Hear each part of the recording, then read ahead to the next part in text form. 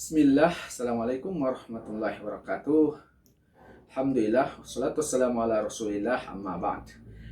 Perkenalkan, saya Dr. Ambotang LC MPD sebagai dosen tetap Yayasan Program Studi Pendidikan Agama Islam Universitas Pendidikan Muhammadiyah Unimuda Sorong, mengampu mata kuliah Kepemimpinan Pendidikan semester 6 genap tahun ajaran 2024-2025. Hari ini merupakan pertemuan ke-5 dengan tema kepemimpinan sekolah masa depan. Mata kuliah kepemimpinan ini tentu memiliki dampak atau bekal bagi mahasiswa. Oleh karena itu, mata kuliah ini membahas tentang teori-teori kepemimpinan, hakikat kepemimpinan, karakteristik pemimpin pendidikan yang efektif, kepemimpinan dalam perspektif Islam, peran pemimpin dalam pengembangan lembaga pendidikan Islam, kepemimpinan pendidikan di era modern, kepemimpinan sekolah masa depan, etika kepemimpinan, karakter kepemimpinan, kecerdasan dalam kepemimpinan, kepemimpinan kepala sekolah dalam pengembangan lembaga pendidikan, peran pemimpin dalam mengelola konflik, kepemimpinan dan konteks peningkatan mutu pendidikan, dan pemimpin sekolah unggulan. Itulah deskripsi mata kuliah ini yang akan dilaksanakan selama satu semester sebanyak 16 pertemuan.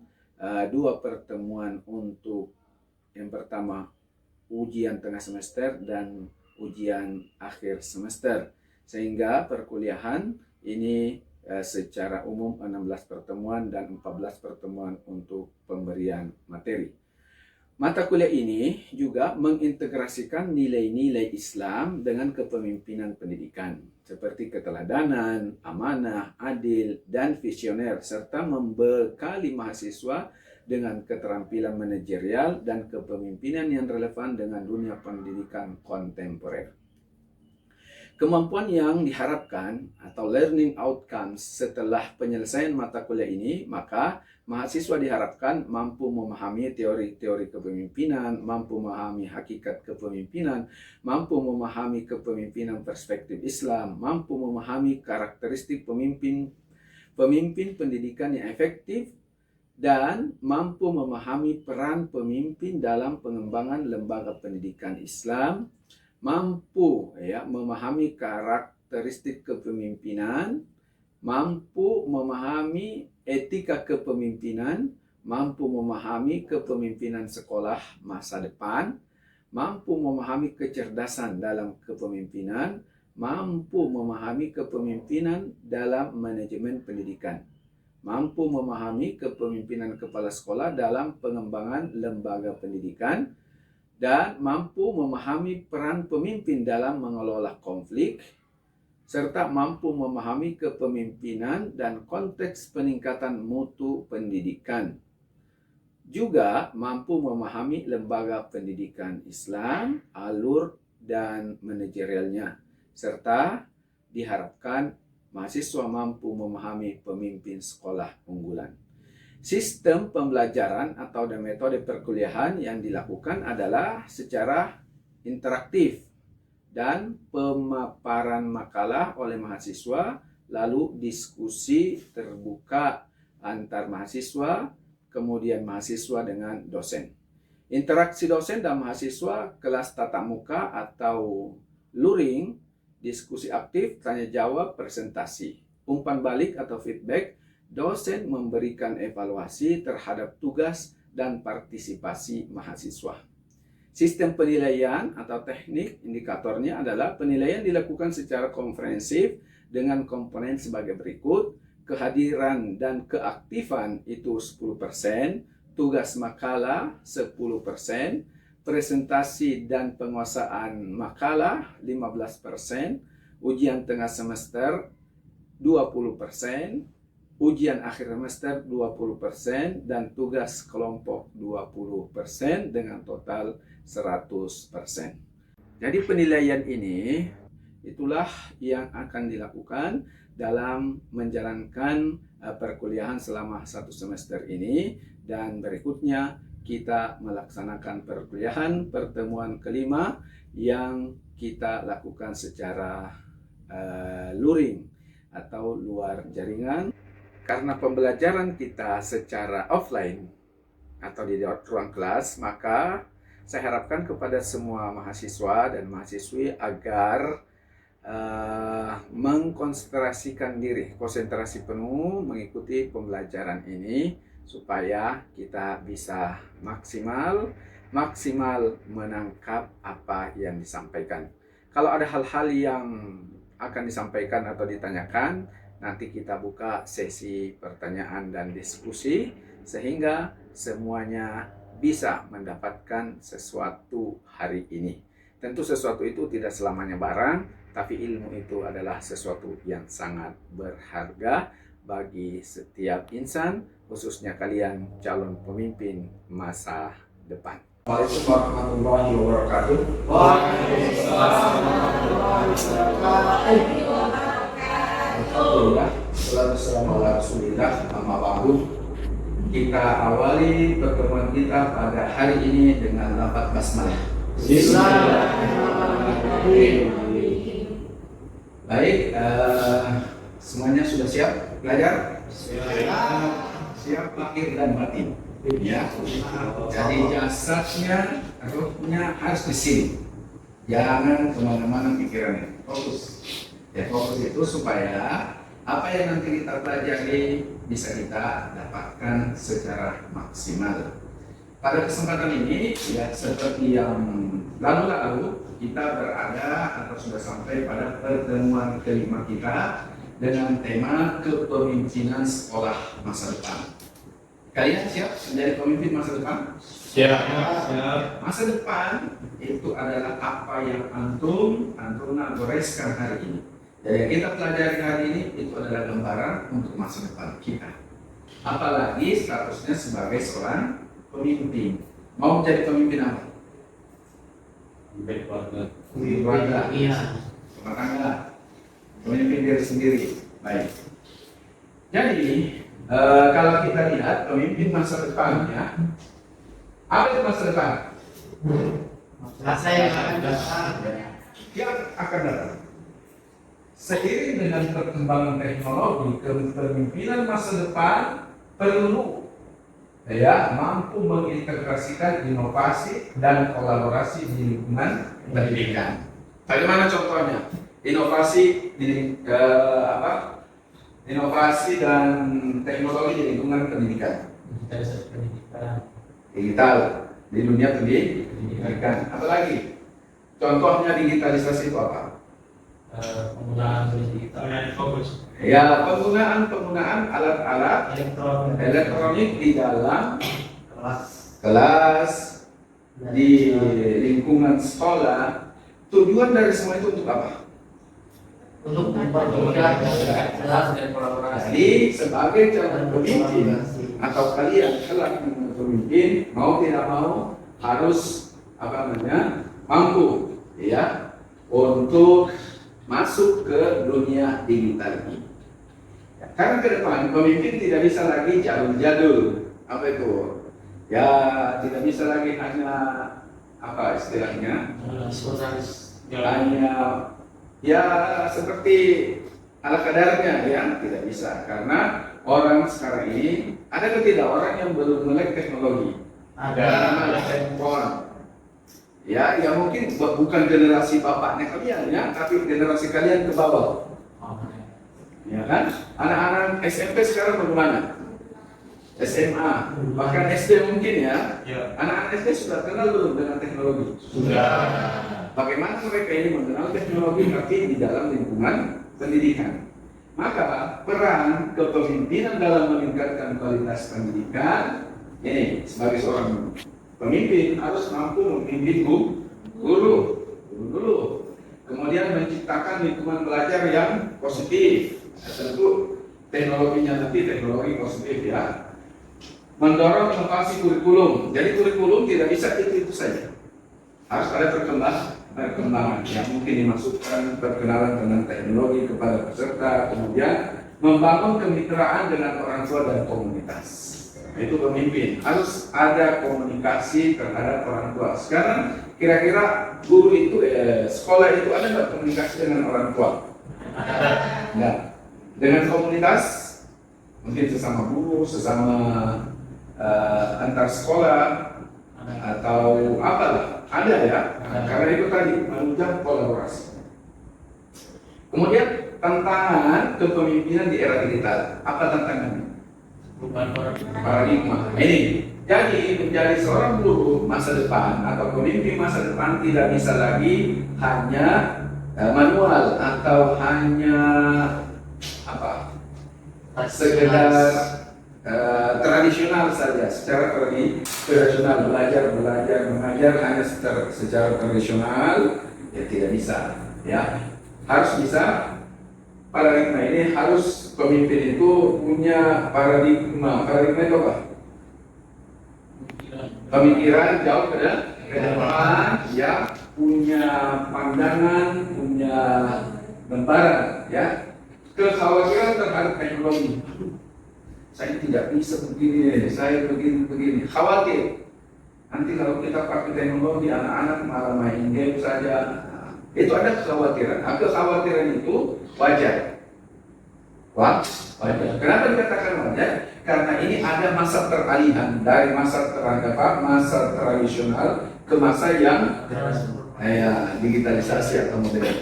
Masa transisi di tengah-tengahnya itu muncul kekhawatiran yang selama masa tradisional itu tidak pernah didapatkan. Itu. Tapi harus berani, ya harus apa? Harus berani. Keamanan. Kira-kira kalau orang menggunakan handphone itu aman ke tidak? Bisa aman, bisa tidak. Ya. Keamanan di sini baik keamanan secara data maupun keamanan dia dalam mengakses program apa?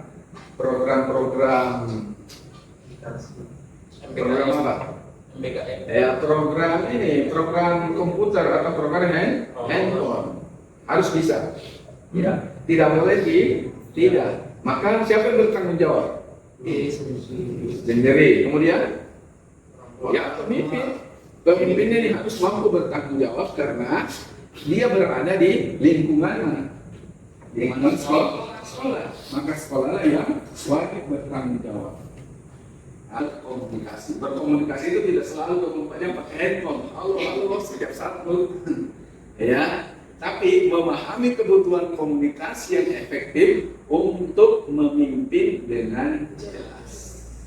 Ya, sehingga guru atau pemimpin ketika mampu berkomunikasi maka dia akan memiliki keterampilan. Dua, kemampuan mengambil keputusan. Jangan ragu. Ya, harus mampu mengambil keputusan cepat, tepat. Cepat kan? Tapi apakah dia memutuskan satu keputusan dengan keinginannya sendiri atau tetap melibatkan stakeholder-nya? Melibatkan ya supaya ada pandangan-pandangan, ada masukan-masukan sehingga yang mengambil keputusan dan keputusan yang diambil adalah keputusan bersama dan kemampuan adaptasi. Nah, kemampuan adaptasi ini tadi itu dari tradisional menuju digitalisasi, mampu tidak beradaptasi? Kira-kira kalian ke depan ini mampu tidak beradaptasi dengan dunia teknologi? Jadi jangan mengisolasi diri dari dunia teknologi. Yang mengatakan, aduh bagaimana ini internet bikin kita habis waktu, bikin kita lalai. Ya, itu kalau hal-hal yang tidak bermanfaat. Karena di internet ini itu semua tertuang, tinggal mau bagaimana, mau ambil yang mana, ya. Bagaimana strateginya? Manajer di dalam sekolah. Jadi antum ke depan ketika nanti menjadi pemimpin, ya apa menjadi pemimpin ke tidak? Jadi kalau sekolah kan wali kelas, ya kan, apa lagi? Ya, atau mudiro, ya, apalagi antum, ya. Maka harus mampu memanage, harus mampu mengelola, mengatur sedemikian rupa sehingga manajernya bagus. Komunikasi terhadap sesama guru, sesama pemimpin ya juga perlu, kepada orang tua bahkan sampai pada murid atau peserta didik. Pemantauan kinerja itu sudah pasti harus dipantau bagaimana kinerja kelompok A, bagian B, bagian C, itu harus dijaga. Baik, sampai di sini dulu teman-teman. Kalau ada hal yang mau ditanyakan, kita persilakan. Silakan kalau ada yang bertanya apa tentang materi yang sudah kita berikan.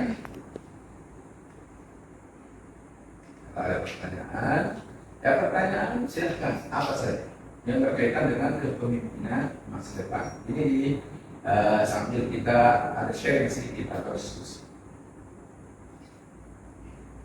Halo Ustaz, Ya, silakan. Ustaz, yang dimaksud dengan komunikasi efektif itu membangun keterampilannya seperti gimana Ustaz antara guru dengan staf siswa? Baik, membangun komunikasi yang efektif antara guru dan siswa atau peserta didik kita. Bagaimana membangunnya? Ya tentu sebagai seorang guru ya, apapun yang bersumber dari peserta didiknya harus ditangkap. Misalnya ada murid bertanya di dalam kelas tentang pelajarannya, guru setelah pertanyaan itu guru menanggapi atau tidak? Memberikan tanggapan. Itu namanya komunikasi. Efektif atau tidak? Puas atau tidak peserta didiknya? Ya, jadi kalau nanti peserta didiknya ini mendapatkan jawaban yang dia inginkan, ya, berarti dia mampu berkomunikasi dengan baik. Atau sang guru sudah memberikan terbaik, tapi peserta didik itu tidak bisa menangkap atau belum bisa menangkap karena mungkin bahasa yang digunakan terlalu tinggi atau muridnya lambat paham atau mungkin gagal paham. Nah, supaya efektif gunakan bahasa yang bisa dipahami dan diterima. Oke? Yang lain? Nah, silakan untuk. Baik, saya ingin bertanya tentang komunikasi antar guru. Dalam sistem sekolah kan sudah ada yang namanya jadwal sekolah, misalnya dari jam sekian sampai jam sekian. Kemudian kita antar guru ingin berkomunikasi, ingin bermusyawarah, tapi guru yang lain ini dalam kesehariannya, kesibukannya selama jam sekolah dia sibuk dengan mungkin siswanya atau materinya begitu, sehingga pada saat jam sekolah tidak memiliki waktu. Kemudian di luar jam sekolah juga ada kegiatannya yang lain. Itu bagaimana kita bisa berkomunikasi? Apakah kita harus bersikeras untuk meminta waktunya atau bagaimana? Baik, guru. Ya. Efektif atau tidak komunikasi? Baik. Tentu yang pertama karena sama-sama guru, sama-sama punya kepentingan di sekolah yang sama, yaitu apa kepentingannya guru? Mengajar. Tapi kan dalam mengajar ini pasti berbeda atau sama? Beda, mungkin beda jam, beda kelas. Pada waktu yang sama ada kegiatan misalnya yang melibatkan antara dua guru ini atau melibatkan semua guru. Maka harus ada prioritas. Nah, skala prioritasnya apa? Yang mana melakukan mengajar atau rapat? Kompromikan. Rapat atau mengajar, tapi mengajarnya ini siswa tetap misalnya diberikan tugas, ya, tugas belajar di kelas misalnya atau kasih apalah. Yang penting kelas itu tidak kosong-kosong. Yang kedua, ketika tidak bisa ketemu, maka coba di reschedule, dijadwal ulang. Jangan sampai ada satu pihak yang tidak nyambung, artinya tidak dilibatkan dalam kegiatan padahal dia juga sebenarnya dibutuhkan. Cuma karena tidak ada komunikasi, akhirnya ya sudah. Atau dia pada pertama kali dia berhalangan, tidak bisa datang, tidak bisa bergabung. Nah, coba ambil jalan tengah. Mana jalan tengahnya? Nah, jalan tengahnya supaya biasa dua-duanya belajarnya dan mengajarnya berjalan, kegiatannya juga bisa tercapai, maka perlu komunikasi dua arah. Pasti ada jalan keluar. Maka disitulah sebagai seorang pemimpin atau kepala sekolah, berada di tengah. Ya. Jadi misalnya mentok antara guru dengan guru A dan guru B mentok, tidak bisa ketemu. Terus bagaimana? Tarikan kepada pemimpinnya, yaitu siapa? Kepala sekolah. Kepala sekolah inilah karena sudah mendapatkan pelatihan tentang kepemimpinan, mengelola kepemimpinan, ya karena kita bahas tentang mengelola konflik, perbedaan sikap dan sebagainya, dia bisa mengambil jalan terbaik di antara kedua sehingga komunikasi itu efektif dan tidak dirugikan. Oke?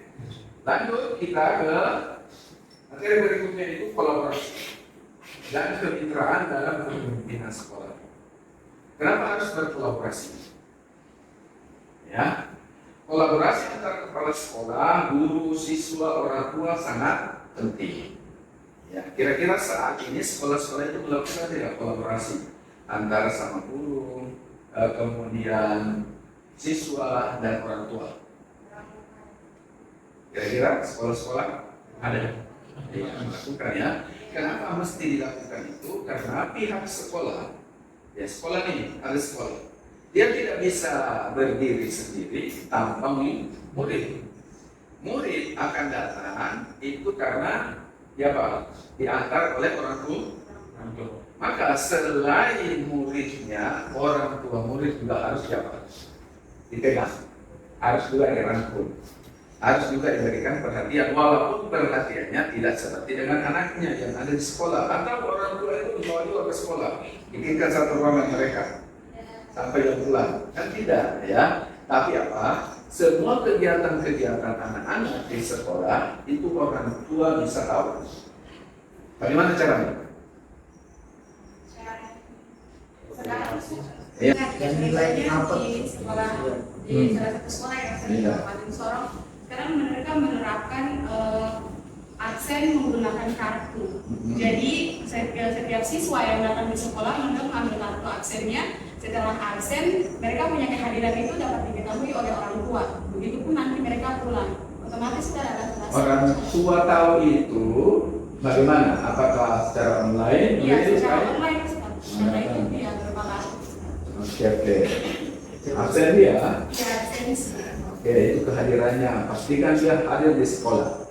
Lalu misalnya perkembangan dia di sekolah itu bagaimana? Kemudian kegiatan-kegiatan yang diikuti, nilainya, ekstrakurikulernya, itu bisa tidak? Bisa. Ya. Nah, disinilah nanti pemimpin masa depan itu masuk ke dunia digitalisasi pendidikan. Jadi laporan-laporan perkembangan peserta didik kita ya, sebagai bentuk kolaborasi dan kemitraan, maka sekolah harus bisa punya satu wadah atau kalau istilahnya aplikasi dari rumah, dari kantor, mungkin dia bisa perkembangan anak saya Masya Allah sudah sampai sini. Akhirnya apa? Kita mengikat orang tua itu menjadi senang terhadap sekolah kita. Pada akhirnya adiknya nanti masuk lagi atau pindah lagi ke sekolah lain. Ya, harapannya seperti itu ya. Ya kenapa? Karena kita sudah ada kerjasama kolaborasi. Nah, dalam kepemimpinan mesti ada inovasi di sekolah. Apa yang dilakukan? Penyelarasan teknologi, artinya yang berusaha. Jangan lagi beranalibi bahwa kita ini berada di daerah 3T. Apa itu 3T? Tertinggal, terluar, terdepan. Ya, terdepan, ampun di perbatasan terdepan dijaga itu. Ya, bukan 3 triliun. Ya, jadi jangan jadikan itu sebagai anomali, tidak melakukan apa. Tapi harus punya kemampuan penyelarasan, menyesuaikan diri, lalu kreatif dan sinergi kolaboratif. Tadi kita sudah bahas, ya. Pemimpin sekolah sebagai agen perubahan. Kalian siap menjadi apa? Agen menyatakan atau agen perubahan pendidikan atau agen perubahan kebaikan? Kalau di dalam pendidikan Islam, ya, itu kan artinya begini, itu khurijan nas minaz zulumat ila nur. Ayat ini berbicara tentang agen perubahan. Zulumat itu apa? Kegelapan. Kegelapan itu orang tidak bisa melihat, ya kan? Nur cahaya. Nah, cahaya itu adalah penerang. Jadi kegelapan ini yang disebut dengan kebodohan.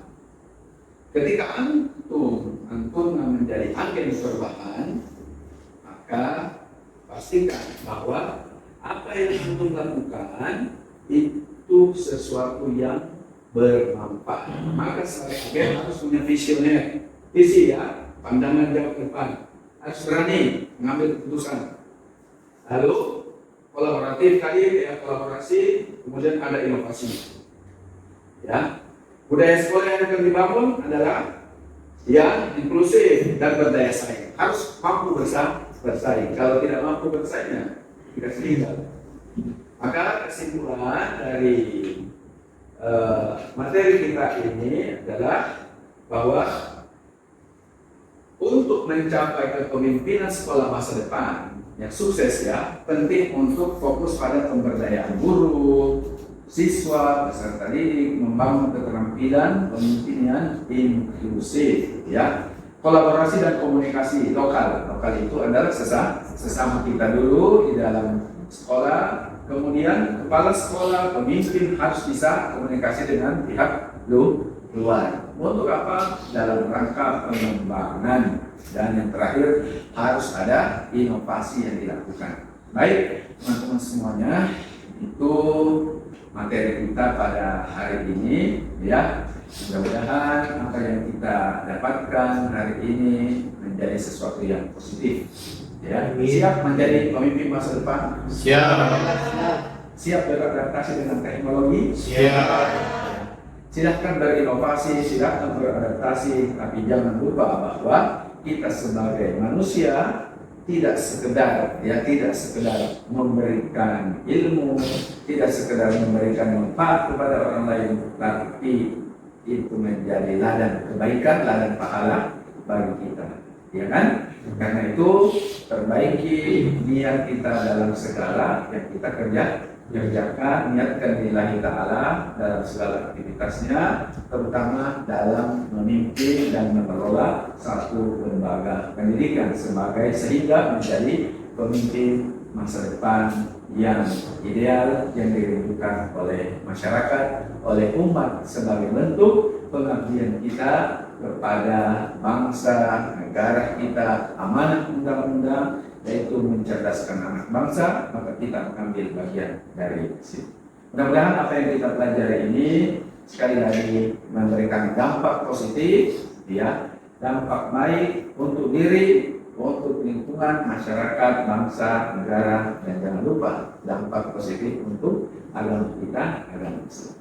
Ada beberapa ayat teman-teman, ya, sebelum saya tutup, mungkin ada pertanyaan terakhir. Kalau tidak ada, apakah semua paham yang kita sampaikan? Alhamdulillah. Dan kita akhiri pertemuan kita dengan ucapan hamdalah. Assalamualaikum warahmatullahi wabarakatuh. Waalaikumsalam.